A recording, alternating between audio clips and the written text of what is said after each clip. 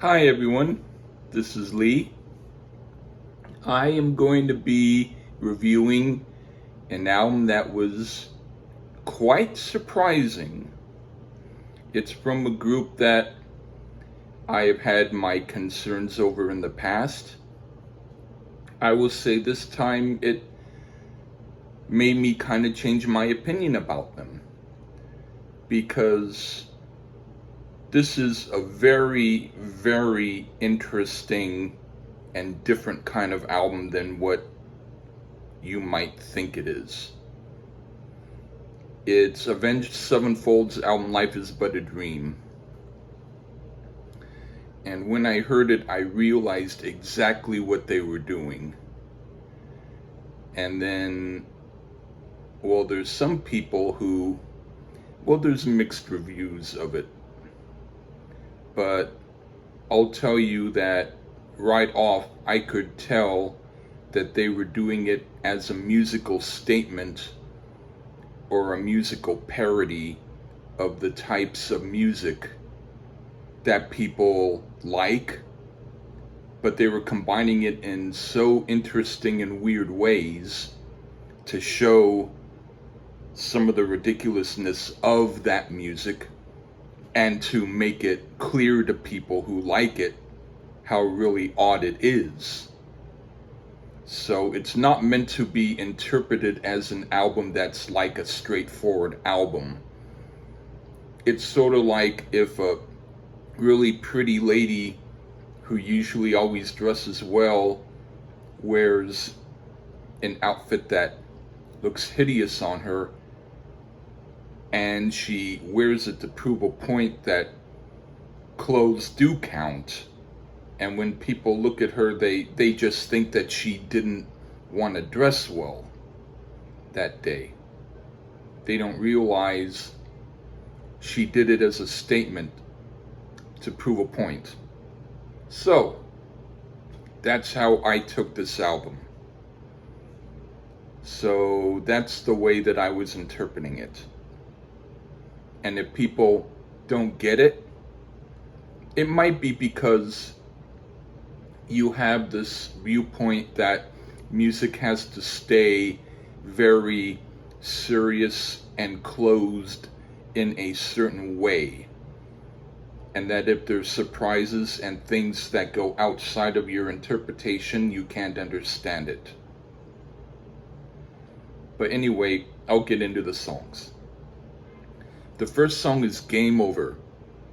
There is a sort of flamenco style guitar part combined with Pink Floyd's psychedelic keyboard sounds, and then it goes off into thrash punk metal like what Slayer and Suicidal Tendencies do.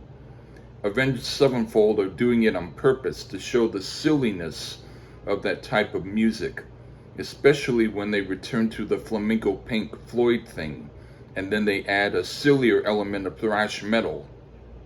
It makes this song purposeful, and though I don't usually care for this type of music, I appreciate why they are doing it, and they do it well. And then a song called Mattel. Groups like Korn do this sort of thing, and I'm not really a fan of it. But Avenged Sevenfold do it and add electronic elements similar to groups like Ned's Atomic Dustbin, and they add a part in the middle that's like a song from a Broadway play.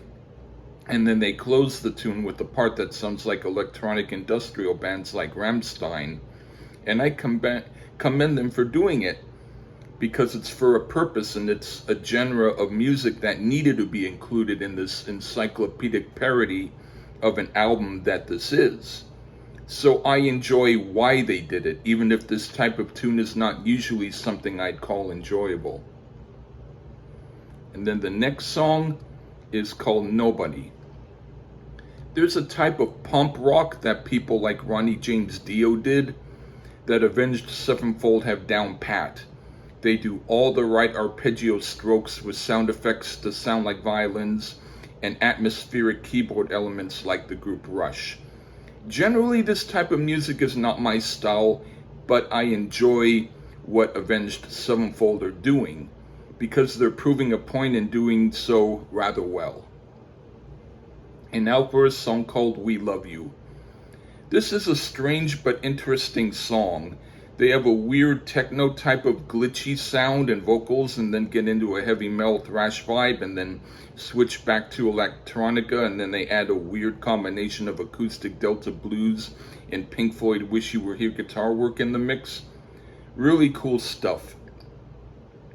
And then a song called Cosmic. They start with a sort of combination of Burt Bacharach type of ballad, and then switch into a Mahavishnu orchestra and Tony McAlpine groove, and then back to Bacharach, and then ambient, and then orchestral. This is totally original, and it gets my approval. And then Beautiful Morning. This is like the group God Lives Underwater, but Avenged Sevenfold manages to do it with regular instruments instead of the electronic stuff. It's a first, and they do it wonderfully. It sounds like they're doing a few songs by God Lives Underwater while the CD skips tracks, but it works, and the middle part has an odd pop thing that weirdly works, and then it switches to the first part again, and then the slow keyboard ballad on the last part is great because it's so unexpected. I think it's well done.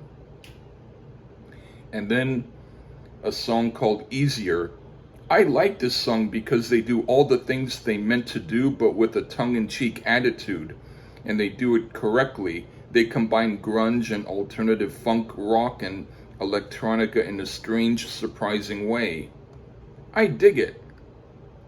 And then a song called G, a group that can combine Pearl Jam, Scritti Politti, Frank Zappa, Steve Vai, and Rammstein, and do them all correctly, has got my vote. It took me a few seconds to get into it, but then I knew what they were doing, and I thought this was so well done. Very cool. And then a song called Ordinary. I wouldn't ordinarily care too much for this type of song, but the group is purposefully making fun of this type of music by adding avant-garde dissonant elements and noise that would bug the fans who like it. I think that's the message they're bringing, bugging people whose taste in music is not very good.